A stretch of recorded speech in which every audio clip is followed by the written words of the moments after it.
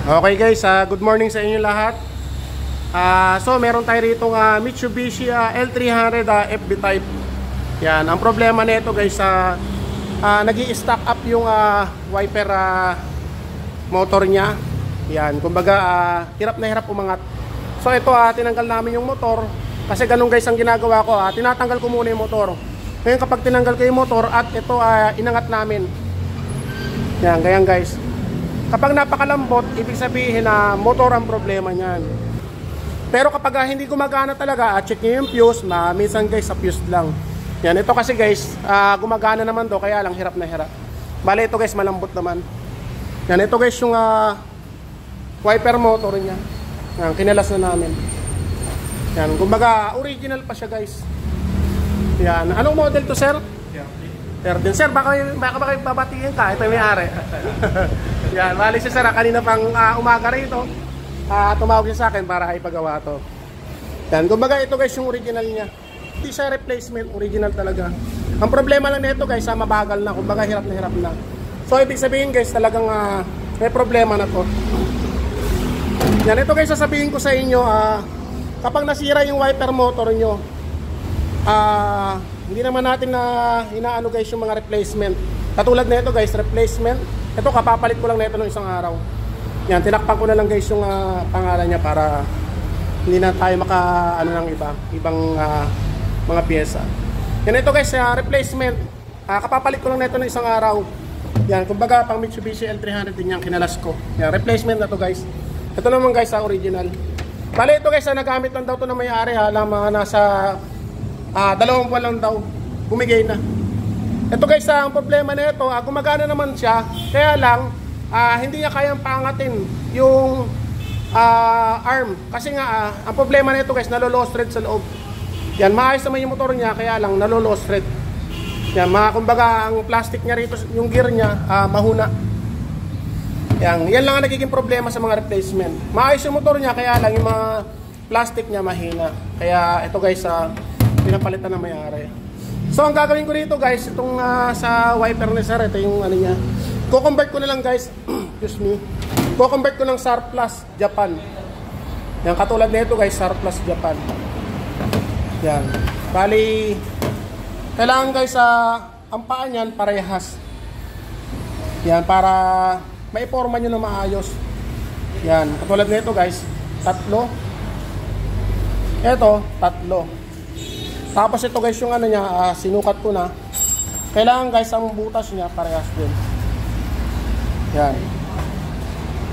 Tapos dito, yan parehas guys. Yan, ibig sabihin guys, ito, salpakan na to rito. Ngayon ang problema lang dito, ito guys, papakita ko sa inyo. Ang original niya, 3 wire. Kumbaga yung wire niya sa loob, 3. Yan, 3. Dito naman sa ikakabit natin, yung i-convert natin, 2 lang. Yan, meron tayong gagawin dyan guys, para gumana yan. Kasi kailangan 3 rin mapalabas natin dito. Para mapagana natin yung automatic nga, yung ano ng intermittent relay. Kasi kapag 2 lang yung guys, hindi natin mapapagana yung intermittent relay. Katulad na ito guys, 3. Yan, 3. Ngayon guys, kaya 3 yan kasi meron niyang ignition sa loob. Kumbaga, itong ano na to, wiper motor na to, negative trigger ang lumalabas sa switch. Yan, kaya may power siya rito, ignition. Kumbaga nakatutok yung ignition, negative trigger yung switch niya. Ito naman guys, positive trigger ang switch niya. Kaya ito 2 lang kasi ito naka-ground to. Naka-ground sa negative. Ngayon positive trigger to guys. Yan. Ito guys, may gagawin ako dyan para maging positive trigger, ay maging negative trigger yan. Mag-ihinaw ako sa loob niyan. Puputulin ko yung pagkaka-ground niya, maglalabas ako ng isang wire para yun ang magiging ignition niya. Yan, mamaya guys, papakita ko sa inyo kapag natanggal ko na to. Ngayon guys, ito yung sinasabi ko. Bali ito guys, yan, naka-ground. Yung papunta rito, naka-ground siya. Ito naman guys yung 2 wire, ito yan. Yan, 2 wire. Ito naman guys, naka-ground mismo siya dito sa may body. Yan ang gagawin natin, ignition. Yan, dito nakahinang yan guys. Yan. Tuturo ko sa inyo guys kung paano tanggalin yan. Ganito lang yan. Tatanggalin nyo lang yung metal screw.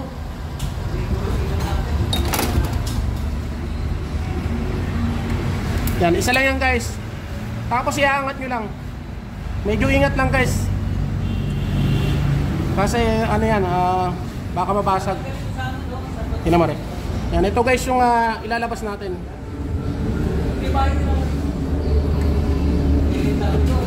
Yan, bali naka-ground siya dito. Yan, puputulin nyo lang. Yan. Ngayon putol na siya. Hindi na siya naka-ground dito kapag tinornilyo to. Kasi tutornilyo natin yan. Bali ito na siya guys. Yan. Ito guys yung gagawin natin ignition. Yan, ilalabas natin yan. Yan, kaya lang guys.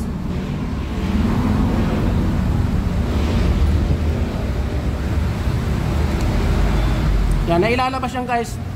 Bali ito guys, ang trabaho nito parang fish yan. Bali circuit breaker yan. Kapag nahihirapan yung motor, kusang bibitaw yan. Kumbaga, ihiwalay siya ng ganon kapag naramdaman niyang medyo nahihirapan siya. Ngayon kapag lagi na nangyayari sa kanya, kumbaga lagi na siyang nahihirapan, na mangyayari yan, masisira to. Yan, hihina na yung motor. Ganon na nangyari dito guys sa original na to. Humina na yung motor niya dahil nga rito sa ano na to, circuit breaker na yan.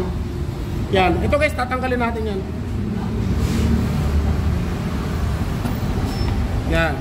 Ngayon guys, ang gagawin ko rito, siyempre pinutol natin, maglalagay tayo ng wire. Yan.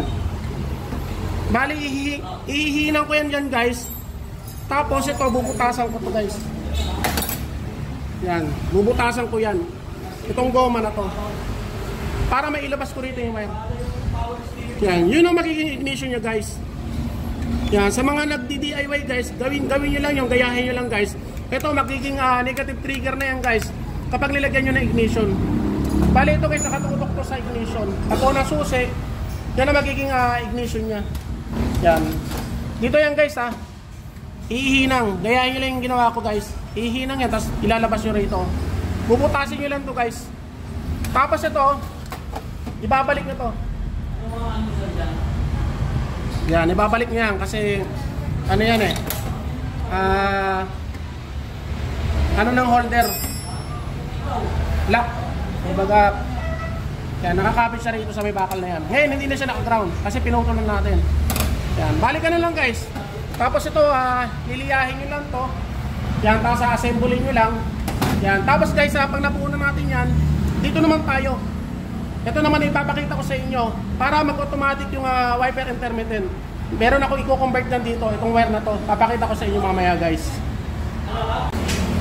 So ito na guys, okay na. Nailabas na natin yung gagawin natin ignition. Yan, ito na siya guys. Yan, tapos ito guys yung high and low. Yan, ito yung ignition. Yan. Bali ito guys, kukunin natin itong socket na to. Yan, ipapakita ko sa inyo guys kung paano yan ibabalik sa original na linya. Yan, tama rin. Yan, bali ito guys, puputulin lang to. Yan, puputulin lang yan kasi hindi naman kailangan yan. Yan. Yan, ito guys, malinaw na malinaw ang pagpapaliwanag ko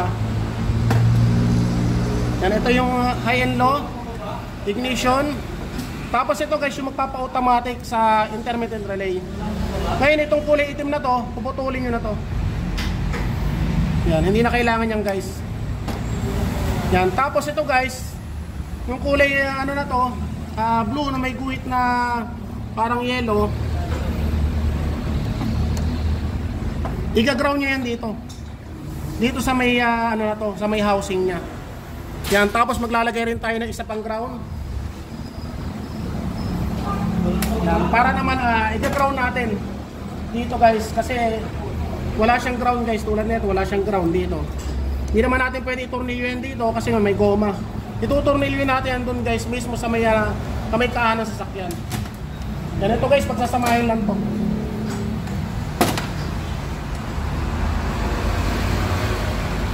Yan, pagsasamahin lang yan.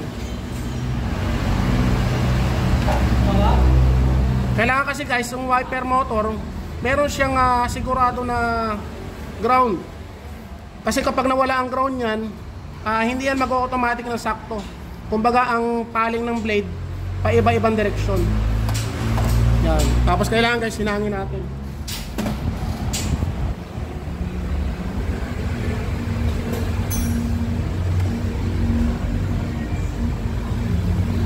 Yan, para hindi kumalas. Yan. Yan, dito natin guys, itutornilyo yan.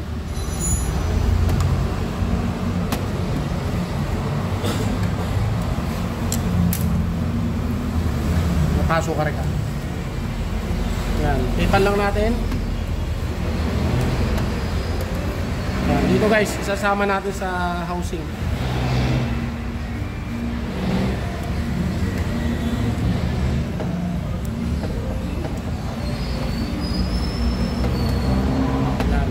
Bali ito guys, i-ground natin to sa may kaha ng sasakyan. Putulin na muna natin. Yan. Tapos ito guys, kukunin nyo yung yung high end niya. Halika rin. Bali ito guys yung ignition Yan. Yan, positive. Yan, ito guys yung nilabas natin na galing sa loob. Ngayon, syempre ngayon, negative trigger na siya, yung switch niya.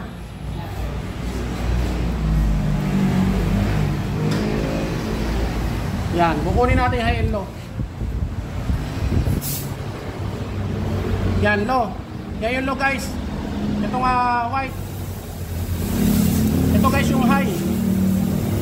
Yan. Ngayon, papakita ko sa inyo guys yung test light tayo. Dalawa yung test light natin.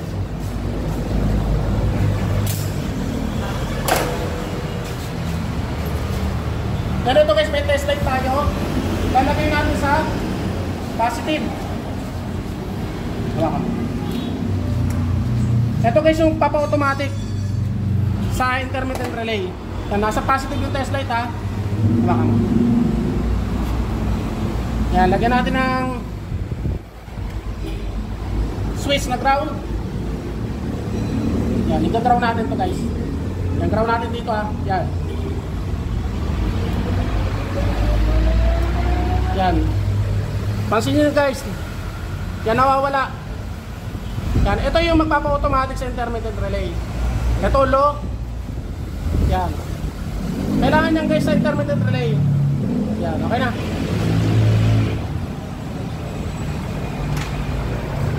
Yan, bali ito guys yung galing ng contact papunta to ng intermittent relay. Yan ngayon guys, papakita ko sa inyo.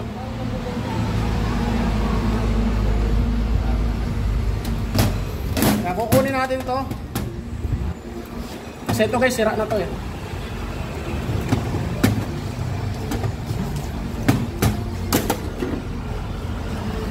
Yan, papakita ko sa inyo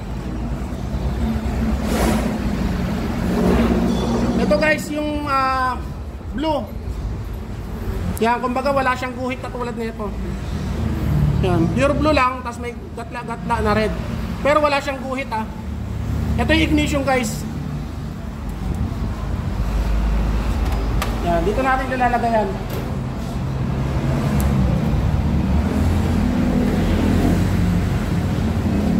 Yan, pero syempre lagyan natin na shrinkable tube.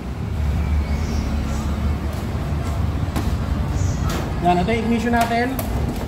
Yan, yung pure na blue. Kabit natin yan. Yan, tapos ito guys, yung blue na may guhit na puti. Sa original na yan guys sakit ng wiper motor Blue na may guhit na puti. Ito yung ilalagay natin dito.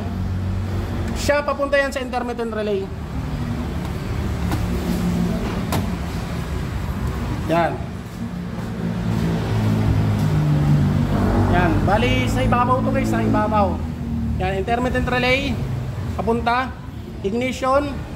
Ngayon yung tapat ng Ignition, yun ang low. Yan. Blue na may red. Ito kasi guys, master ko na to. Yan, dito yung sa may puti.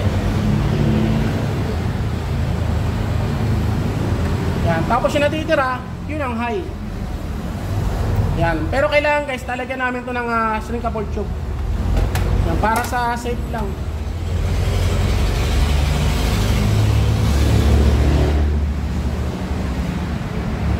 Dito guys, ang video natin medyo mahaba lang, pero sa may mga problema sa ganyan, talagang panonoorin nila. Yan, lagyan din natin to.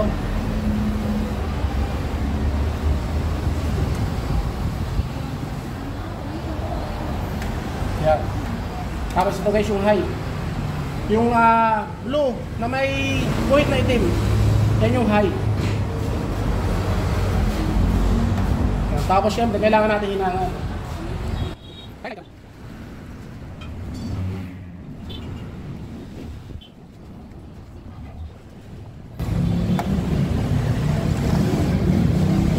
Ito guys, sasabihin ko sa inyo, ang paglalagay ng shrinkable tube, pwede kayo maglagay sa mga hindi nababasa ng ulan o nababasa ng tubig.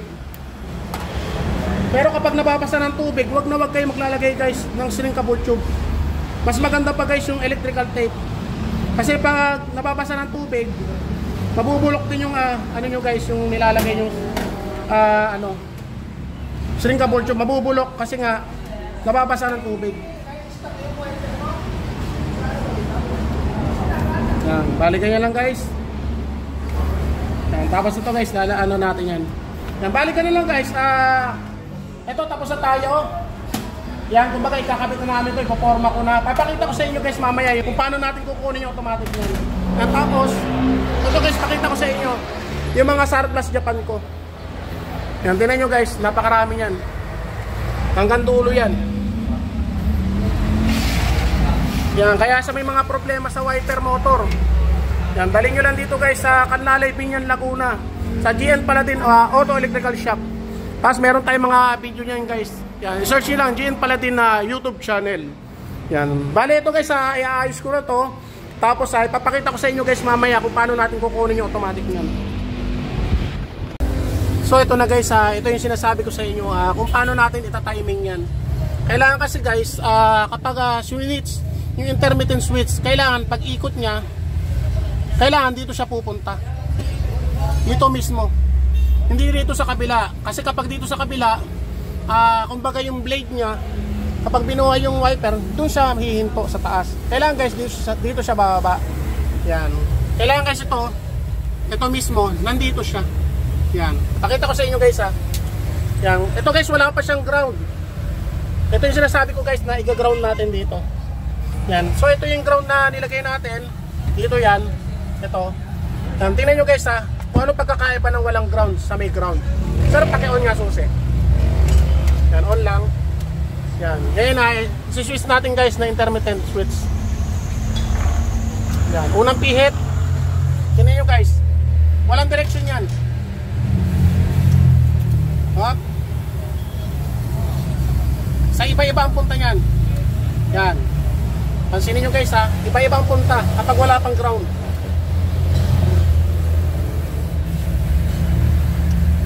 Yan, ngayon guys lalagyan natin ng ground.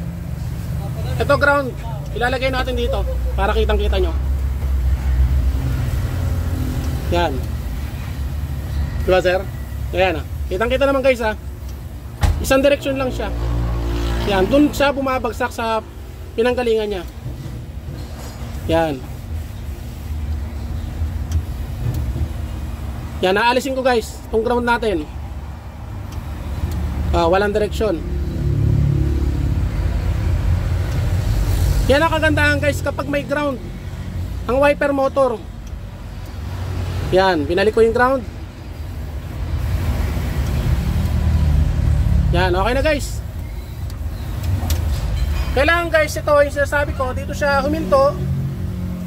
Kailangan itong arm niya, dito natin ilalagay sa kabila.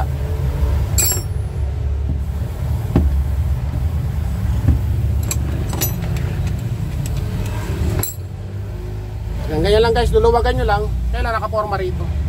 Kailangan guys, gitnang-gitna. Yan, kailangan gitnang-gitna. Yan. Kumbaga nasa gitna siya. Hindi dito sa kabila guys ha. Kailangan dito.